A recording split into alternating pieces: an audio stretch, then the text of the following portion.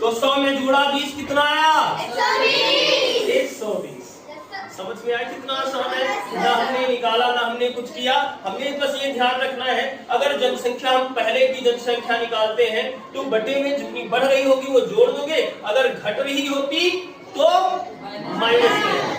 तो जनसंख्या बढ़ रही थी, एक जीरो कट गया, 12 दूनी 24।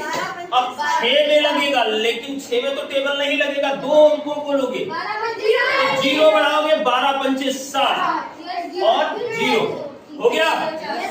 अब 10 से इसको गुणा किया तो कितना हो गया? 20,500। कौन सा ऑप्शन आपका सही है? ये ऑप्शन आपका सही है। अब समझ में आया? और कीजिए था, पहले की जनसंख्या निकल गई। अब समझिए, समझ में आ गया है तो लिखने की आवश्यकता नहीं है। इधर देखिए, बिता दो इसको। अब अगर इसी प्रश्न में अभी क्या पूछ रहा है? 1979 पूछ रहा है। अगर इसमें पूछा होता कि 1981 में क्या जनसंख्या होगी, तो मतलब 1 साल बाद की पूछ रहा है।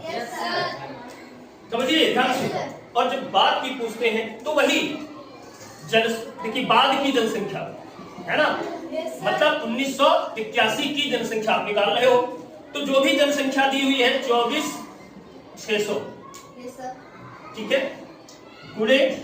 अब पहले क्या करते थे? नीचे वृद्धि वाले को जोड़ के करते थे, लेकिन अगर बाद वाले निकाल रहे हो तो पहले जोड़ के लिखोगे। 100 प्लस 20 बटे 100, 2 जीरो थे, 2 जीरो कट गए। अब यहाँ क्या हो गया? 246 गुणे 120। अब देखिए 0 से 0 लिख लिया, गुणा करना बहुत आसान है। देखिए 0 का 0 लिख लिया, 12 छंग 72, 7 आया हासिल, 12 चौक 48, 48 और 7 48 7 55, 5 आया हासिल, 12 गुना 24 5 29। तो 1981 में क्या जनसंख्या होगी बताइए? समझ में आया कि नहीं आया? बताइए। Is this clear everyone? Okay, समझ में आ गया? ओके, अगला प्रश्न उसी के पहले एक प्रश्न था। एक जिले की जनसंख्या 20 लाख, ध्यान से समझिएगा। एक जिले की जो जनसंख्या है वो 20 लाख है। यदि प्रतिवर्ष जनसंख्या 1.1%